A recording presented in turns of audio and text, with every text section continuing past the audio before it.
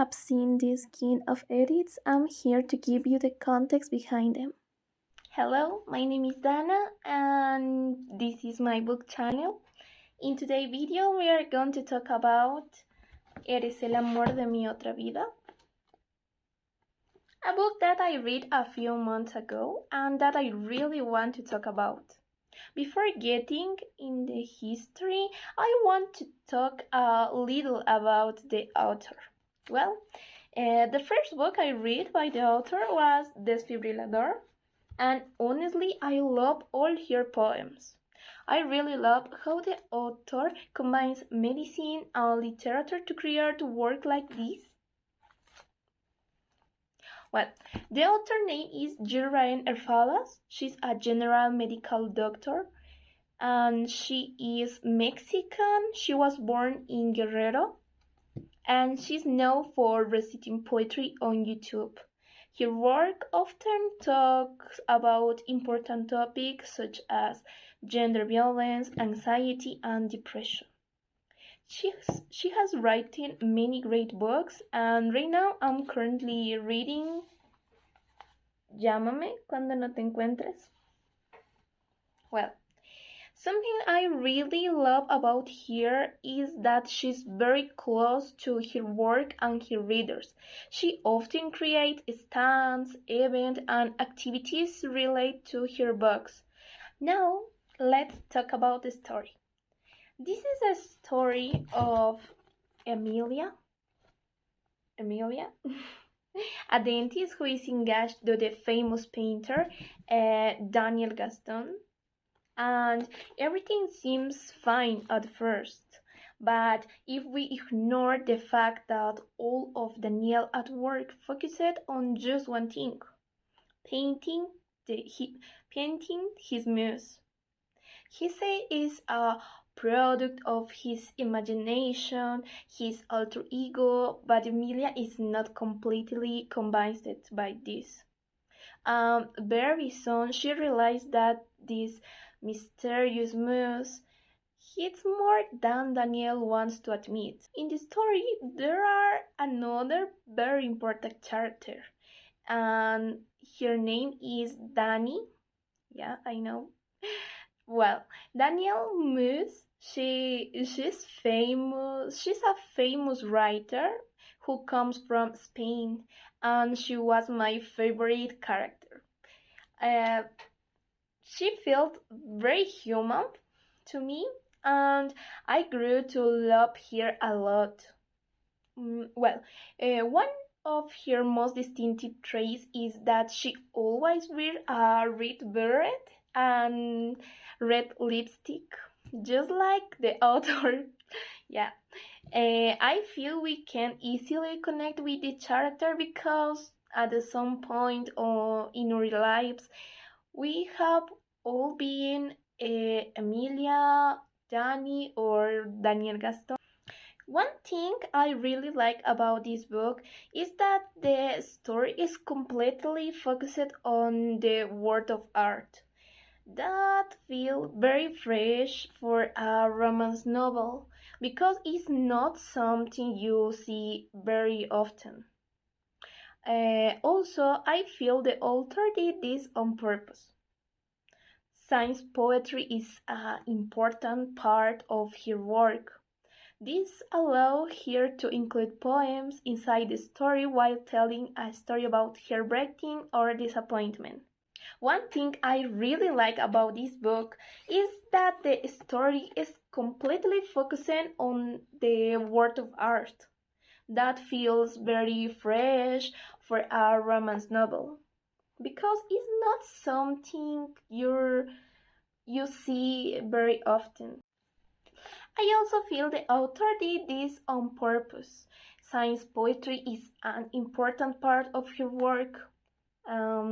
This allows her to include poems inside the story while telling a story about heartbreaking and disappointment. There, here. There is one poem in the book that I really like and I want to read it to you. Seguiré regresando a este lugar esperando verte y a la vez no, creyendo que aún recuerdas nuestra promesa, esa de no alejarnos nunca. Tú la rompiste y yo la mantengo, porque puse mi corazón en tus maletas, para que cuando alguien te hiera, tomes el mío, las piezas que necesites y te reconstruyas. Aunque no esté, aunque nunca volvamos a vernos, aunque no sepa por qué huiste, aunque no entienda por qué nos hicimos desconocidos, sabré arreglármelas en él. Total, él ya estaba muerto y latió por ti. Siempre fue tuyo, nunca mío. Sorry. Poems like this appear throughout the book, and they give the story a very special touch. I also love that the book includes a small illustration related to the story, and that every chapter starts with an illustration and a quote about art. You can really feel that a lot of love and care was put into this book. About the plot, in some parts it can feel a little predictable, especially at the beginning. Once you know that Emilia is not the artist's muse, you cannot imagine where the story is going. However, I think the story takes a little time to fully develop, and that makes sense because we need to understand Emilia's background. Speaking about the characters, Emilia feels very human. She's not perfect, she makes a mistake, she feels jealous, and she struggles with insecurities. That makes me feel real. Well, and Daniel.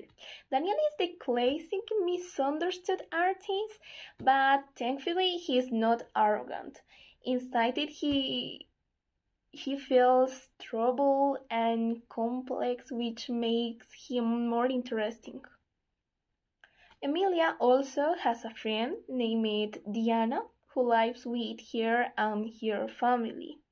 Sometimes Diana had more insecurities to Emilia instead of helping her.